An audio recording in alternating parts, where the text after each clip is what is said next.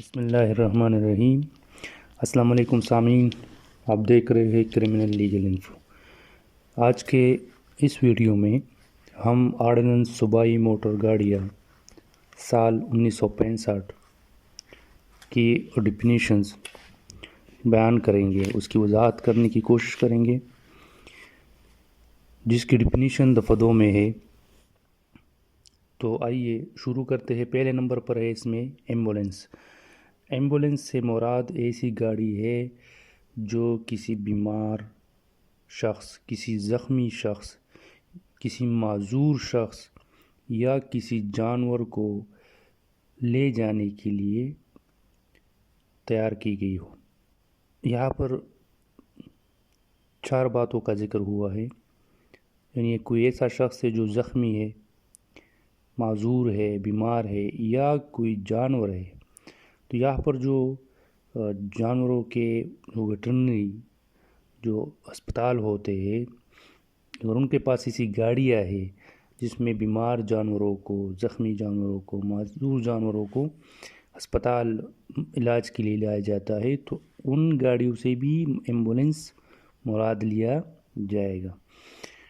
اچھا، اس کے بعد ہے ایکسل ویٹ۔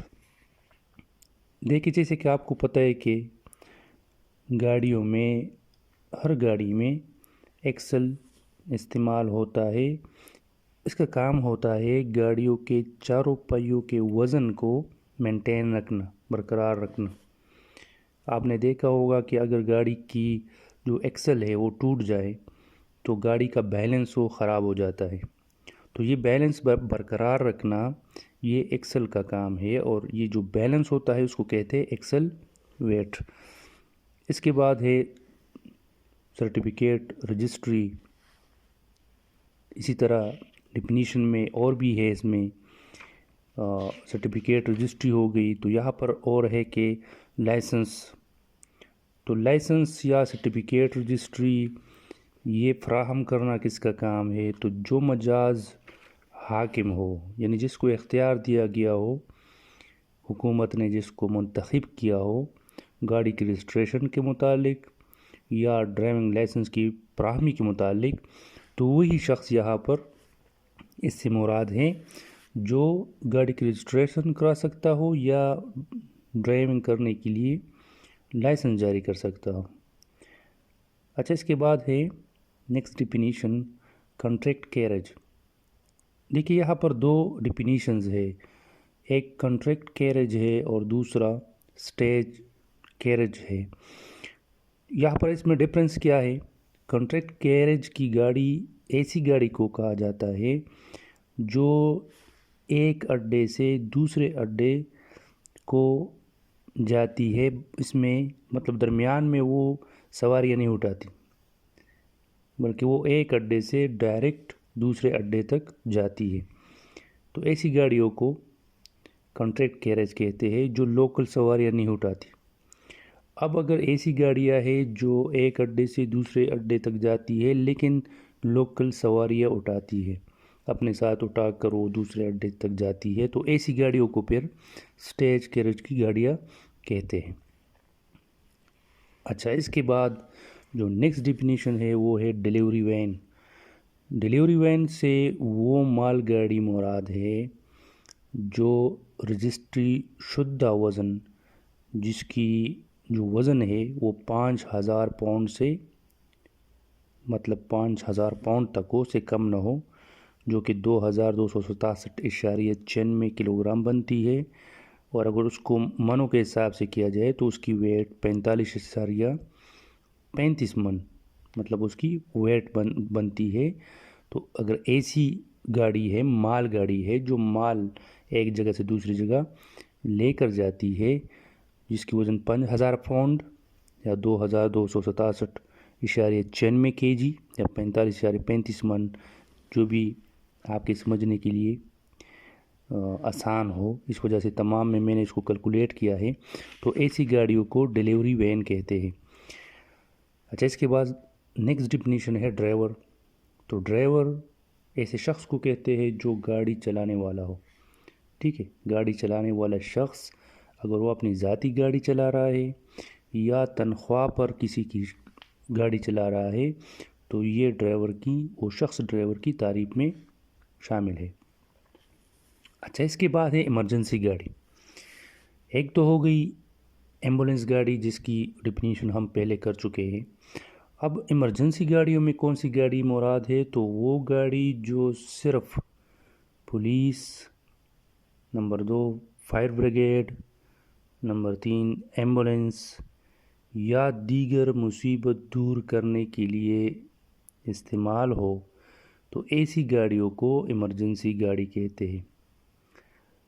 اچھا، اس میں لازمی نہیں ہے کہ یہ گاڑیاں سرکاری گاڑیاں ہوں۔ ایمرجنسی گاڑیوں میں کوئی بھی گاڑی ہو سکتی ہے، پولیس کی گاڑی ہوگی، فائر بریگیڈ کی گاڑی ہوگی، ایمبولینس ہوگی، یہ تو سرکاری گاڑیاں ہیں۔ لیکن یہ دیگر مصیبت دور کرنے والی گاڑیاں، یہ کسی بھی وقت، جس طرح جو بالاکوٹ میں زلزلہ آیا تھا تو اس میں جو گاڑیاں امدادی کارروائی کر رہی تھی تو یہ ایمرجنسی گاڑیاں ہوتی، یا اگر کوئی زخمی ہو جاتا ہے، کوئی بیمار ہو جاتا ہے، کوئی اس طرح کی اور کوئی حادثہ میں لوگ زخمی ہو جاتے ہیں تو ان کو جو گاڑیاں لے کر جاتی ہے ہسپتال، تو یہ ایسی گاڑیاں بھی ایمرجنسی گاڑیوں کی تعریف میں شامل ہے۔ اچھا، اس کے بعد ہے کرایہ۔ تو کرائے سے مراد وہ معاوضہ ہے جو مقرر کردہ ہو، جو پہلے سے طے ہو کہ فلاں جگہ سے فلاں جگہ تک اتنا کرایہ ہوگا۔ اچھا، اس کے بعد ہے مال۔ مال سے عام طور پر ہمارے ذہنوں میں جو بات آتی ہے وہ ہے کہ کچھ بھی سامان وغیرہ، سودا سلف۔ یہاں پر مال سے مراد ہے بے جان اشیاء جتنی بھی ہے اور جانور، ٹھیک ہے۔ جاندار میں صرف جانور شامل ہے مال کی تعریف میں، باقی جتنی بھی بے جان اشیاء ہے وہ مال کی تعریف میں شامل ہے۔ لیکن اس میں جو زندہ انسان ہے تو وہ مال کی تعریف میں شامل نہیں ہے۔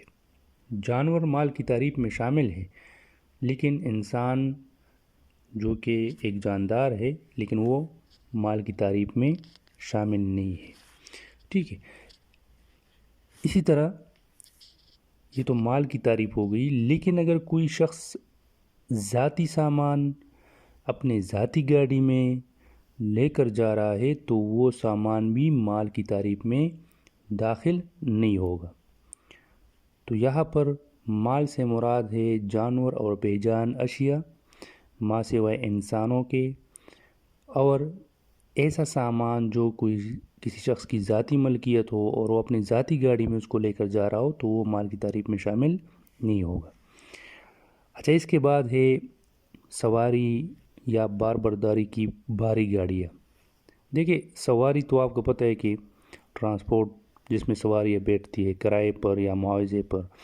بار برداری کی گاڑیاں جس میں سامان لے کر جایا جاتا ہے، تو اس کی جو بھاری گاڑیاں ہے، ہیوی جو وہیکلز ہے، اس کی یہاں پر ڈیفینیشن ہے کہ وہ ٹرانسپورٹ گاڑیاں جس کا رجسٹر شدہ جو ایکسل ویٹ ہے کہ جس پر اتنا وزن ڈالا جائے گا وہ 10,600 پاؤنڈ سے زیادہ نہ ہو۔ اب 10,600 پاؤنڈ کو اگر ہم کلو گرام میں تقسیم کریں تو اس میں تبدیل کریں تو یہ بنتی ہے 4,808.07 kg۔ اگر اس کو ہم من میں پر تقسیم کریں تو 96.16 من، مطلب ایسی گاڑیاں یہ ہیوی گاڑیوں کی تعریف میں داخل ہوں گی جس کے ایکسل کا رجسٹر شدہ جو وزن ہے وہ 96.16 من سے زیادہ نہ ہو۔ اچھا، یہ تو گاڑی کا وزن ہو گیا۔ اب اگر گاڑی میں سامان ہے تو سامان کتنا ہوگا؟ تو وزن ڈالنے کے بعد، وزن لوڈ کرنے کے بعد اس کا جو ویٹ ہے وہ 14,500 پاؤنڈ سے زیادہ نہ ہوگا، ٹھیک ہے۔ اگر اس سے زیادہ ہوگا تو پھر خلاف ورزی ہوگی، پھر اس میں جرمانہ اس کو کیا جائے گا۔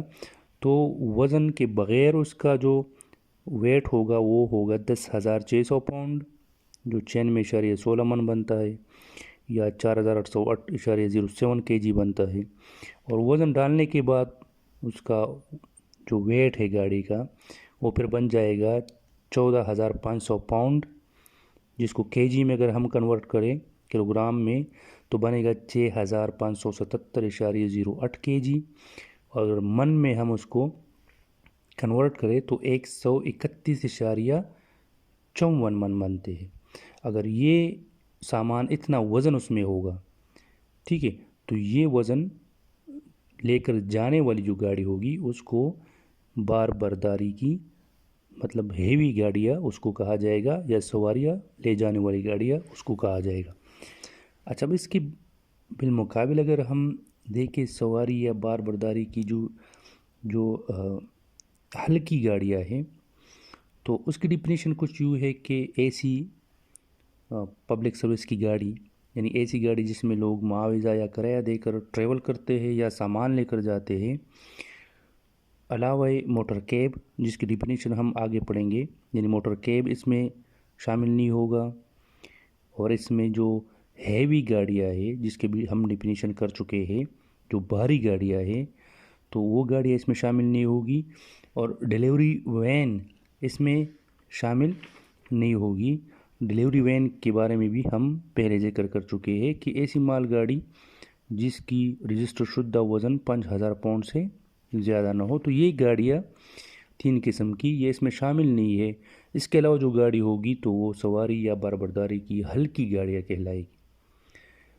अच्छा, इसके बाद जो डिफिनीशन है तकाते, तकाते असल में चौक को कहते हैं, या जहाँ पर दो रोड एक दूसरे को क्रॉस करते हैं, तो जो जहाँ पर क्रॉस करते हैं तो उसको तकाते कहते हैं।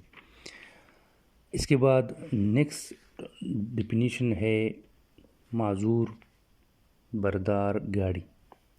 देखिए, माजूर बरदार गाड़ी ऐसी गाड़ी को कहते हैं जो ख़ास माजूर अशख़ास के लिए चलाई गई हो, जो 4 पहियों पर मुश्तमिल होती हो और जिसको सिर्फ वही माजूर शख्स इस्तेमाल कर सकता हो, तो ऐसी गाड़ियों को माजूर बरदार गाड़ी कहते हैं। मोटर व्हीकल ऑर्डिनेंस की जो डिफिनीशन हमने ज़िक्र किए हैं, फ़िलहाल इतनी ही काफ़ी है। इंशाल्लाह नेक्स्ट वीडियो में मज़ीद तारीफ़ात जो मोटर व्हीकल ऑर्डिनेंस की रहती है वो हम उसको तफसीलन पढ़ेंगे। उम्मीद करता हूँ आज की इस वीडियो से आपको इन डिफिनीशंस पर समझ आ गई होगी। पर फिर भी किसी का कोई मसला हो तो कमेंट बॉक्स में मैसेज कर सकते हैं। अगले वीडियो तक मुझे इजाज़त दीजिए। अल्लाह हाफ़िज़।